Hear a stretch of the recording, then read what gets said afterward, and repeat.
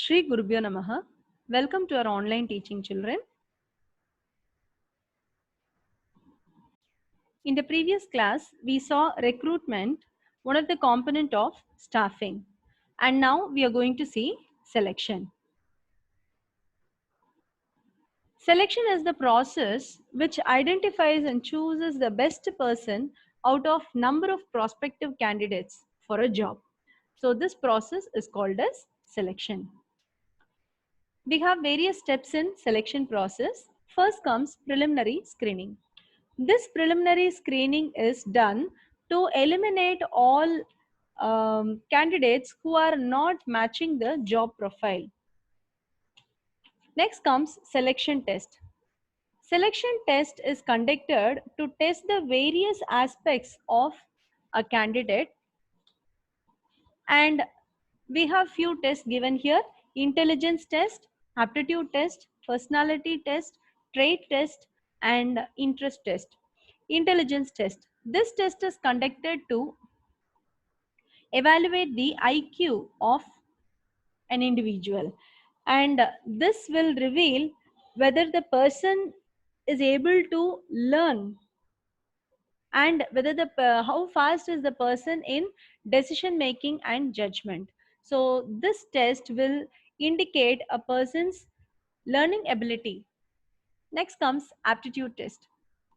Aptitude test is conducted to determine the potential of an individual in learning new skill, how far a person is capable in learning new skill. Because after a recruitment, after choosing the person for the job, being an employee, the person is going to be trained by the organization. So how fast the person will be in learning new skill, that is identified by conducting aptitude test.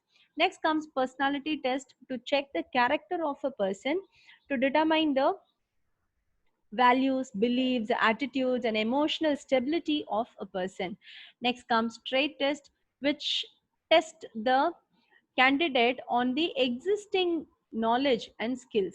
So we may require some skills which has to be inbuilt, or when the employee joins the organization itself, we expect, being an organization, we expect some basic skill to be present. So those skills are tested by using this trait test.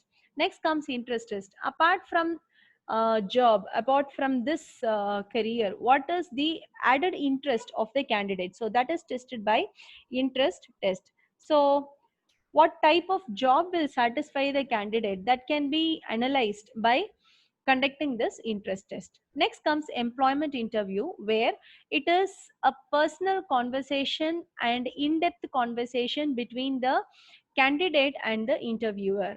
It is also called as personal interview. Next comes reference and background checks. After interview, the candidate will be asked to give few known people for reference, so that their background is checked by the organization before appointing them. Next comes selection decision. Here, in this step, we are deciding on who has to be selected for the job, because we know pretty well staffing is the process of choosing right person for the right job, isn't it? So choosing that person, the choice is made here in the selection decision. Next comes medical examination. For some jobs, medical examination is mandatory. Only when the person clears medical examination, we can offer them the job. So that is why medical examination is conducted. Next is job offer. After clearing the medical examination, the letter of appointment is issued to the candidate.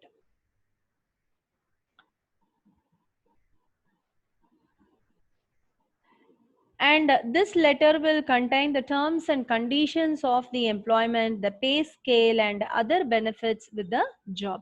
Next comes contract of employment. Finally, this is the contract which is signed between the employer and the candidate. And this contract will have informations like job title, duties, responsibilities, date of joining, then what are the rules to be followed by the candidate in the organization, like for applying for leave, then some disciplinary rules, everything will be stated in this contract of employment. So these are the steps in the selection process. The next component we are going to see is training and development. Training is the process which includes increasing the knowledge, skills, and abilities of employees for doing a particular job. Because as the employee joins, the employee will have some skills, and that has to be developed, that has to be increased by the organization so that they will be ready to face the changes. They will be able to adapt to the changes in the business environment. And training will lead to development, which means the overall growth of an employee. Now we'll see the importance of training for the organization and for the employees. The first importance of training to the organization is systematic learning. Systematic learning is we always plan how to train the employees, the way the training should be offered to the employees. So that is systematically planned, which is better than hit and trial method. Because in hit and trial method, sometimes it may be positive and sometimes it may have a negative effect. So it is always better than hit and trial method. Next is increased productivity. When the employees are trained, definitely they are very productive. They turn to be very productive, and they are prepared as future managers. So with all these overall development, they'll be able to be promoted. They can be considered for promotion in the future. This also builds morale of employee. The moral value of the employee is increased by giving training and development, because we need absenteeism to be reduced and employee turnover to be reduced in any organization. So that is achieved by giving training. Better response to fast changing environment, because we through training we are developing the candidates, the employees of the organization, to be adaptable to the changing environment. So these are the benefits to the organization. Now to the employees, they first of all get the growth in their career. As they are training, as they are getting trained, they are they are acquiring new skills. And as they acquire new skills, definitely they will have a growth in their career. They can be expected to be promoted in the near future, okay, for the managerial positions. Next is increased earning. As they are being promoted based on their performance, they will get additional training. So this leads to increased performance, and increased performance leads to increased earnings. Next is safety of employees. Trained employees are less prone to accidents, okay. As they are less prone to accidents, definitely the employee's safety is ensured. And high morale of the employees. This high morale here pertains to the job satisfaction of the employee. Any employee who is trained and who got developed will definitely have a high morale when compared to untrained employees. So this training helps to improve the morale of employees. Next, we are going to see the methods of training. We have two methods of training. One is on the job training and the other one is off the job training. First, we'll see on the job training. The first in on the job training is induction training. When training is given in the workplace for the employees, we call it as on the job training. Induction training is the training which is given to the new employee to settle down quickly in the job and making them familiar with other employees and the surroundings and the business. So this type of training is called as induction training. This may happen only for few hours or few days. Immediately after appointment, if this will be conducted. So that is induction training. Next is apprenticeship training. In apprenticeship, the trainees will be under the guidance of a master worker. This master worker will be a senior employee, and they are designed to acquire a particular knowledge in the skill, And these people who are trying to seek these skills will be under apprenticeship. For example, like plumbers, electricians. So for them all, only through apprenticeship they will be given training, and a uniform training period will be allotted for all trainees.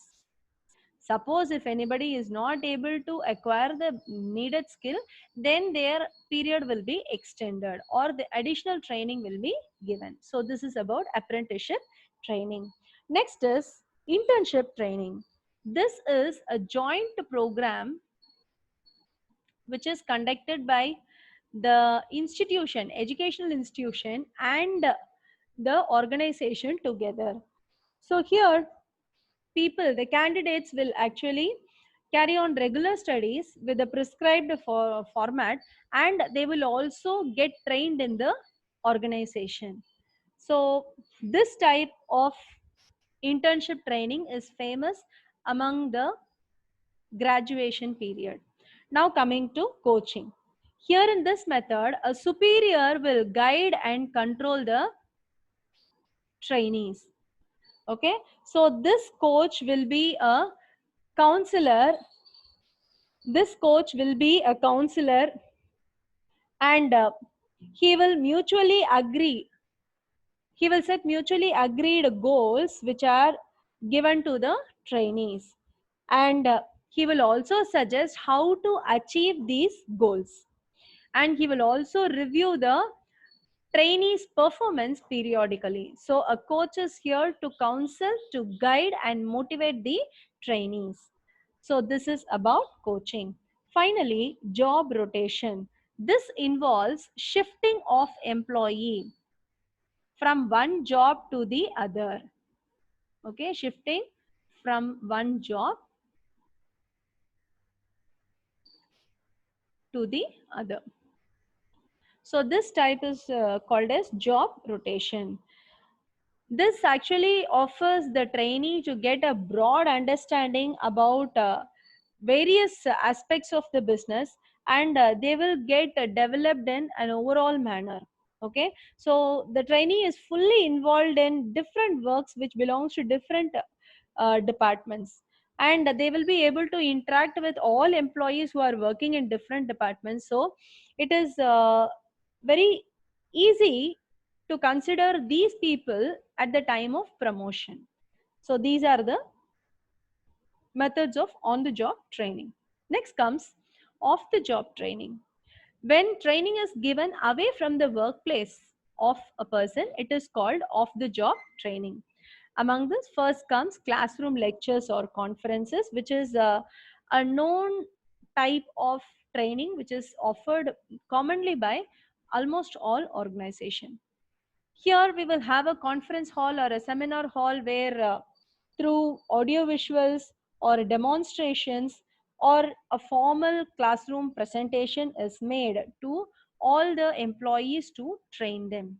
Next comes films. Here some information are provided, some information or some demonstration skills are represented by using other techniques. It is used in conjunction with conference discussions. It is a very effective method in certain cases. Next comes case study. Taken from the actual experiences of organization, different cases are assumed, and it is discussed with the trainees. Okay, so the trainee has to first determine the problem. The trainees actually have to determine the problem, and they have to analyze the causes, and they have to develop alternatives. They have to develop alternatives, they have to evaluate the alternatives, and finally they have to give decision, or they have to give solution for the issue. So this type of training is called case study. Next comes computer modeling. Here we use a simulated work environment which is made by programming a computer to imitate the reality of the workplace. Okay, so this type of training is called computer modeling. So that This type of computer modeling is done or used for training because when we use costly machines, we may prevent accidents by giving training with computer modeling. Next is vestibule training. The employees will learn their jobs on an equipment which they'll use, but training is conducted away from the work floor. They will have a model of the machine and they will learn with the model of the machine, but away from their workplace. Okay, so that is vestibule training. Finally, programmed instruction. This method actually incorporates a pre-arranged and presupposed acquisition of some specific knowledge or general knowledge. So what we do here is the whole training program is divided into smaller units, and it will be in a logical or sequential learning package. Okay, so this type of arrangement is only called as programmed instruction. Like when we attend any training, it will be properly programmed. First pre-training test will be given, then training will be given, and after that some practical demonstrations will be shown, and finally a post training test will be given. Likewise, they will program the instructions. So the trainee will be made to go through the programmed instructions. So this type of training is called as programmed instruction, which is the last of the job training. So we have seen the components of staffing so far. Thank you, children.